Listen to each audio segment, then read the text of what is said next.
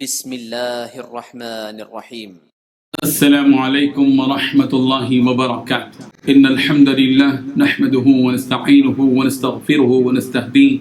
والصلاة والسلام على أشرف الأنبياء محمد وآله وصحبه أجمعين أما بعد.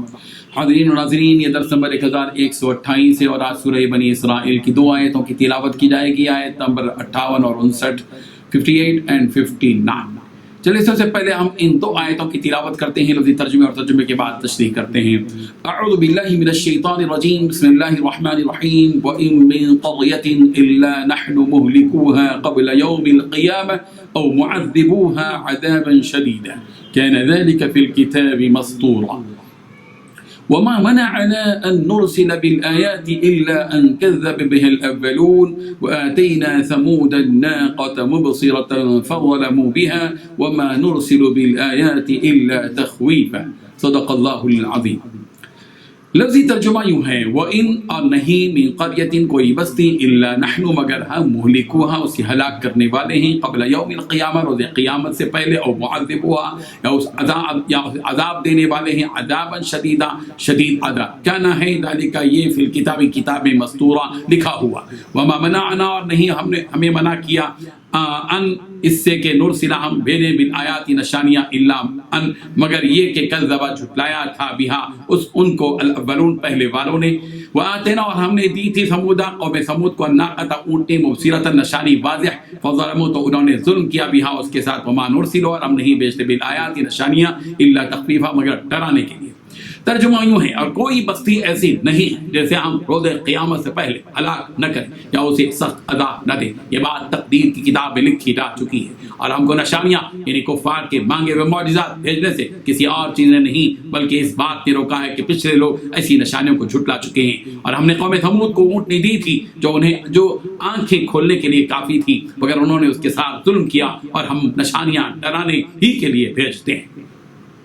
ان دو آیتوں میں 6 باتیں بتائی گئی ہیں۔ پہلی بات، کوئی بستی ایسی نہیں ہے جسے ہم روز قیامت سے پہلے ہلاک نہ کریں یا اسے سخت عذاب نہ دیں۔ دوسری بات، یہ بات تقدیر کی کتاب میں لکھی جا چکی ہے۔ تیسری بات، ہم کو نشانیاں بھیجنے سے کسی اور چیزیں نہیں بلکہ اس بات نے روکا ہے کہ پچھلے لوگ ایسی نشانیوں کو جھٹلا چکے ہیں۔ چوتھی بات، ہم نے قوم ثمود کو اونٹنی دی تھی جو آنکھیں کھولنے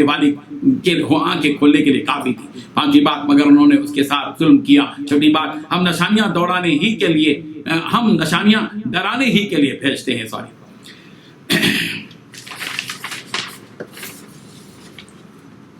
بزرگان محترم، وَإِن مِّن قَرْيَةٍ إِلَّا نَحْنُ مُهْلِكُوهَا، اس کے ذریعے سے یہ بات بتلائی گئی ہے کہ قیامت سے پہلے بہت سی بستیاں ہلاک ہوں گی، یعنی ان بستیوں کے رہنے والے اپنی اپنی موت مر جائیں گے، اور بہت سی نشانیاں اس طرح اور بہت سی بستیاں اس طرح ہلاک ہوں گی کہ ان کو سخت عذاب میں مبتلا کیا جائے گا، چاہے وہ قتل و خون اور غارت گری سے ہلاک ہوں، چاہے وہ مختلف قسم کی مصیبتوں اور بلاؤں میں مبتلا ہو کر۔ اللہ تبارک و تعالیٰ ان ظالموں کو کفر میں اور نافرمانی میں جو مبتلا ہوں، اللہ تعالیٰ نے لوح محفوظ میں اپنے پاس یہ بات لکھ دی ہے کہ اللہ تعالیٰ انہیں ضرور ہلاک کرے گا، اور ہلاکت کی شکلیں مختلف ہو سکتی ہیں، یا تو یہ کہ انہیں قتل کر دیا جائے یا کسی مصیبت میں مبتلا کر دیا جائے، اور یہ سب کچھ ان کے گناہوں اور خطاؤں کی وجہ سے ہوگا۔ ایسا نہیں کہ اللہ تبارک و تعالیٰ ان پر ظلم کرے۔ سورہ ہود کی آیت نمبر 101 میں اللہ تبارک و تعالیٰ نے صاف طور پر بتا دیا، وَمَا ظَلَمْنَاهُمْ وَلَكِنْ ظَلَمُوا أَنفُسَهُمْ، ہم نے ان پر ظلم نہیں کیا بلکہ خود انہوں نے اپنی جانوں پر ظلم کیا۔ اللہ تبارک و تعالیٰ نے اپنے رجسٹر میں یہ بات لکھ دی ہے۔ حضرت عبادہ بن صامت رضی اللہ عنہ سے مروی ہے، فرماتے ہیں رسول رحمت صلی اللہ علیہ وسلم نے ارشاد فرمایا، سب سے پہلے اللہ تبارک و تعالیٰ نے جو چیز پیدا کی وہ قلم ہے۔ بس اللہ تبارک و تعالیٰ نے قلم سے کہا کہ لکھ، قلم نے کہا کیا لکھوں؟ اللہ تعالیٰ نے کہا تو مقدر لکھ، اور جو کچھ کہ قیامت تک ہونے والا ہے وہ سب کچھ لکھ۔ دنیا میں جو کچھ ہوا اور جو کچھ ہوگا، دنیا میں جتنی قومیں آئیں اور ان کے ساتھ کیا کیا ہوا، کون سی قوم کس طرح ہلاک ہوئی، اور قیامت تک کیا کچھ ہوگا، سب کچھ اس رجسٹر میں لکھا ہوا ہے جس کو لوح محفوظ کہا جاتا ہے۔ سورہ طور کی آیت نمبر 2 میں اس کتاب یعنی لوح محفوظ کی یوں قسم کھائی گئی، وہ کتاب مستور، اور لکھی ہوئی کتاب کی قسم۔ سورہ قمر کی آیت نمبر 53 میں یہ حقیقت بتلا دی گئی کہ کوئی چھوٹی بڑی چیز ہر اس کتاب رجسٹر میں لکھی ہوئی ہے، وہ کل صغیر و کبیر مستطر، اسی طرح ہر چھوٹی بڑی بات اس میں لکھی ہوئی ہے۔ اللہ تبارک و تعالیٰ کا دستور قوموں کے سلسلے میں رہا کہ اس نے نبیوں اور رسولوں کو ان قوموں کی طرف بھیجا، اور ان نبیوں کے ساتھ معجزات بھی بھیجے، یعنی ایسی نشانیاں بھیجی جن کے ذریعے سے قوموں کو اس بات کا یقین ہو کہ یہ اللہ کے بھیجے ہوئے رسول ہیں۔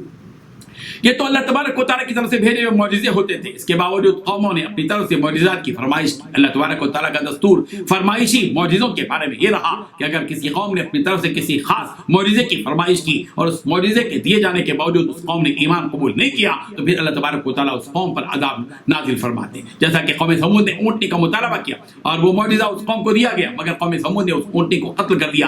اس کی کونچیں کاٹ دی۔ نتیجہ یہ ہوا کہ اللہ تبارک و تعالیٰ نے اس قوم کو ہلاک کر دیا۔ حضرت ابن عباس رضی اللہ عنہ سے منقول ہے کہ مکے والوں نے رسول رحمت صلی اللہ علیہ وسلم سے سوال کیا کہ آپ صفا پہاڑ کو سونا بنا دیجیے اور مکے میں جو پہاڑ ہیں ان کو ہٹا دیجیے تاکہ ہم اس میں کھیتی کریں۔ اللہ اکبر۔ اس بات پر اللہ تبارک و تعالیٰ نے رسول رحمت صلی اللہ علیہ وسلم کو وحی بھیجی کہ آپ چاہیں تو میں ان کو ڈھیل دے دوں اور اگر آپ چاہیں تو میں ان کا سوال پورا کر دوں، پھر اگر وہ ایمان نہ لائے تو میں انہیں ہلاک کر دوں گا جیسے ان سے پہلی گزری ہوئی قوموں کو ہلاک کیا گیا۔ رسول رحمت صلی اللہ علیہ وسلم نے عرض کیا اللہ میں چاہتا ہوں کہ آپ انہیں ڈھیل دے دیں۔ اس پر یہ آیت نازل ہوئی وما منعنا ان نرسل بالآیات الا ان كذب بها الاولون، معجزات بھیجنے سے ہمیں صرف یہی بات مانے ہے کہ پہلے لوگ اس کی تکذیب کر چکے ہیں۔ اس آیت کے ذریعے بات بتائی گئی ہے کہ مکے کے یہ مشرکین جو